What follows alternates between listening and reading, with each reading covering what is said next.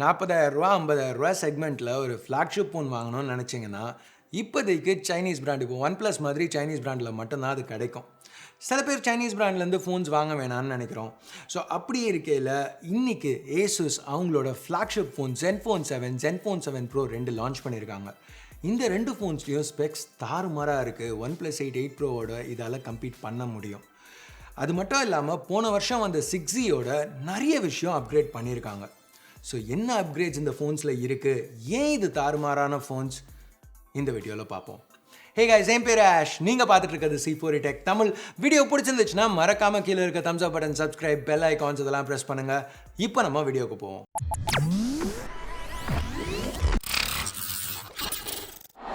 Zenfone 7க்கும் 7 Proக்கும் ரெண்டு சின்ன வித்தியாசம் தான். ஸோ முதல்ல இந்த வித்தியாசத்துலேருந்து ஆரம்பிப்போம். இங்கே முதல் வித்தியாசம் என்னென்னா ஸ்பெக்ஸ்.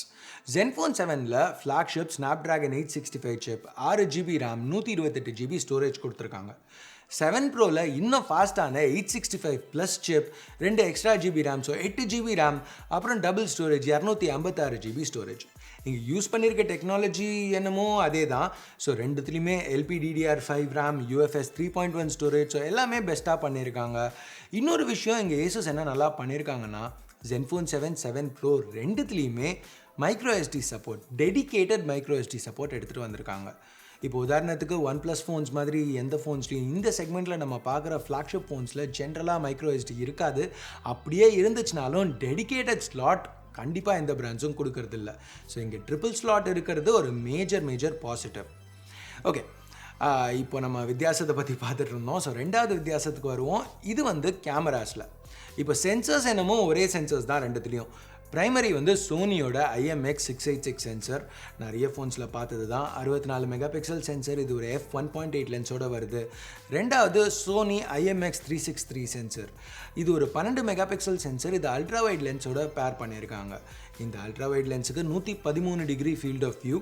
போன வருஷம் 6Gயில் 125 டிகிரி ஃபீல்ட் ஆஃப் வியூ கொடுத்தாங்க. ஸோ அதோட கொஞ்சம் கம்மி தான். கடைசி சென்சர் 8 மெகா பிக்சல்ஸ், இது டெலிஃபோட்டோ லென்ஸோட பேர் பண்ணியிருக்காங்க. ஸோ 3x ஆப்டிக்கல் ஜூம் கிடைக்குது. ஸோ ரெண்டுத்துலேயும் ஒரே சென்சர்னால் இங்கே என்ன வித்தியாசம் அப்படின்னு கேட்பீங்க. வித்தியாசம் லென்சஸில்.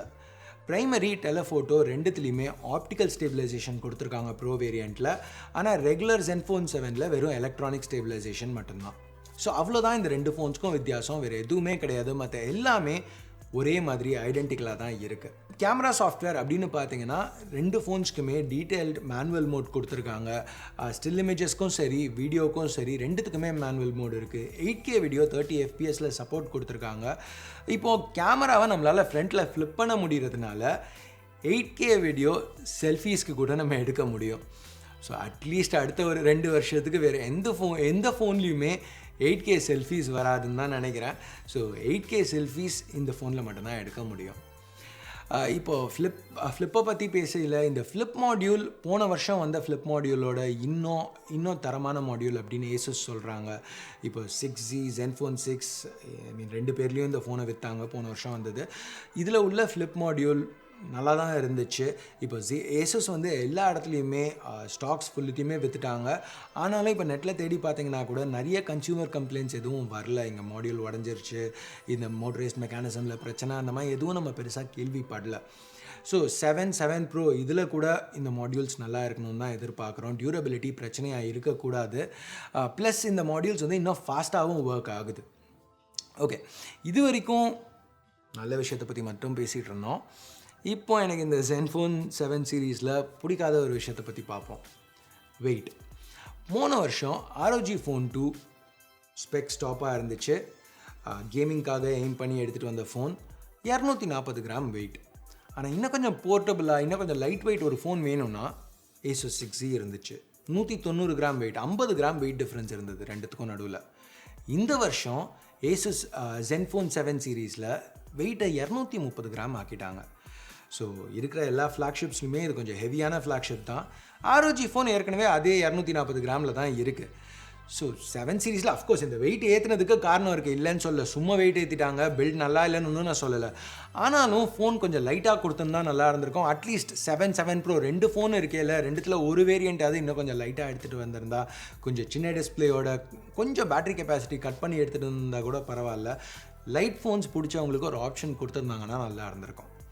இப்போது டிஸ்பிளே பற்றி பேசையில் போன ஜென்ரேஷன் Asus 6Z யூஸ் பண்ணவங்க இல்லை பார்த்தவங்கள கூட கேட்டிங்கன்னா என்ன இந்த ஃபோனில் மாற்றுவீங்க அப்படின்னு கேட்டிங்கன்னா மோஸ்ட்டாக எல்லோரும் சொல்கிறது அந்த எல்சிடி டிஸ்பிளேக்கு பதில் AMOLED யூஸ் பண்ணியிருந்தால் நல்லாயிருக்கும், அதை வேணால் மாற்றுவேன் அப்படின்னு தான் சொல்லுவாங்க.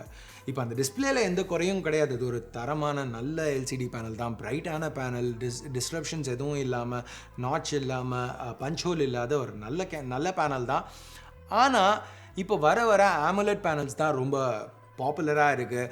AMOLEDனாலே ஒரு ப்ரீமியம் ஃபோன் அப்படிங்கிற மாதிரி ஒரு அசோசியேஷன் வந்துருச்சு.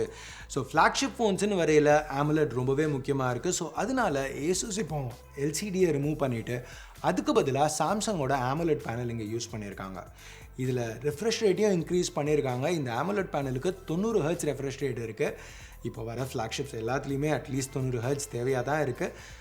பட் சில பிராண்ட்ஸ் இன்னமும் 90,000 ரூபாய்க்கு ஃபோனை விற்றுட்டு அதில் பிளாஸ்டிக் பேக் 60 Hz டிஸ்பிளே அதெல்லாம் கொடுக்குறாங்க. அந்த பிராண்ட்ஸை பற்றி நம்ம இப்போ பேச போகிறதில்ல.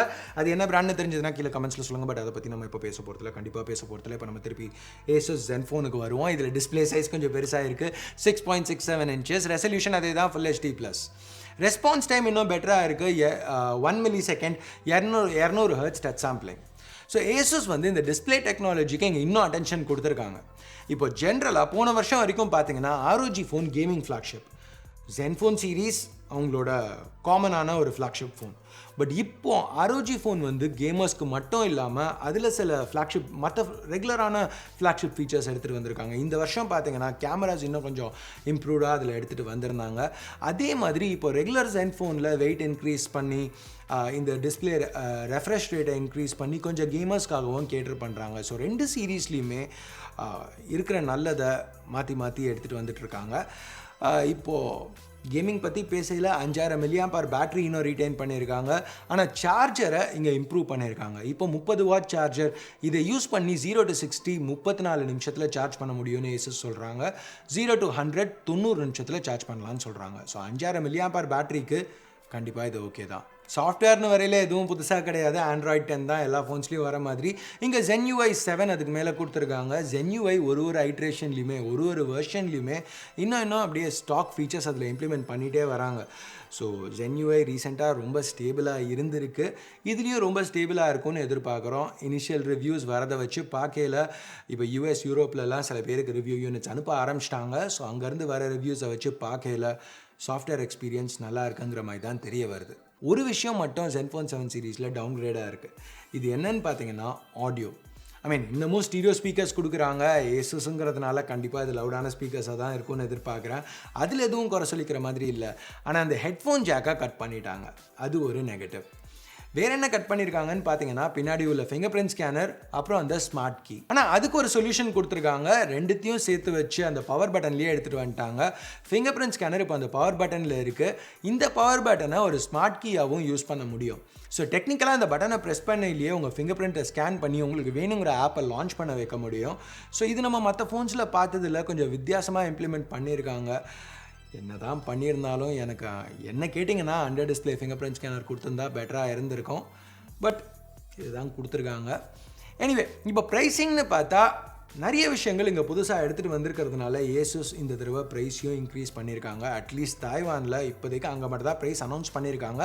ப்ரைஸ் இன்க்ரீஸ் பண்ணியிருக்காங்க. இந்தியாவிலையும் இன்க்ரீஸ் பண்ணுவாங்கன்னு தான் எதிர்பார்க்குறோம். ஏன்னா திருப்பியும் எல்லா பிராண்ட்ஸும் சொல்கிற அதே கதை தான் சொல்ல போகிறாங்க. ஜிஎஸ்டி ரேட் அதிகமாகிடுச்சு, ரூபாவோட வேல்யூ கம்மியாயிடுச்சு, இதை தான் சொல்ல போகிறாங்க. எனிவே தைவானீஸ் ப்ரைஸிங் என்ன அப்படின்னு கேட்டிங்கன்னா 7 $22,000 new Taiwan dollar, 7 Pro $28,000 new Taiwan dollar. Convert பண்ணி பார்த்தீங்கன்னா 7 $55,000 ரூபாய்க்கும் 7 Pro $70,000 ரூபாய்க்கும் லான்ச் பண்ணியிருக்காங்க. ஸோ இந்தியாவில் அதே ரேட்டுக்கு எடுத்துகிட்டு வருவாங்களா, இல்லை மேபி சில நேரம் சில பிராண்ட்ஸ் பண்ணுற மாதிரி 256 GB ஸ்டோரேஜ் 128 GB ஸ்டோரேஜுக்கு பதில் அதோட கம்மியான ஸ்டோரேஜ் வேரியண்ட் எடுத்துகிட்டு வந்து இந்தியாவில் கொஞ்சம் ப்ரைஸ் கட் பண்ணி கொஞ்சம் காம்படேட்டிவாக லான்ச் பண்ணுவாங்களா? இந்த பாயிண்டில் அது Asusக்கு மட்டும்தான் தெரியும். நீங்கள் என்ன நினைக்கிறீங்க?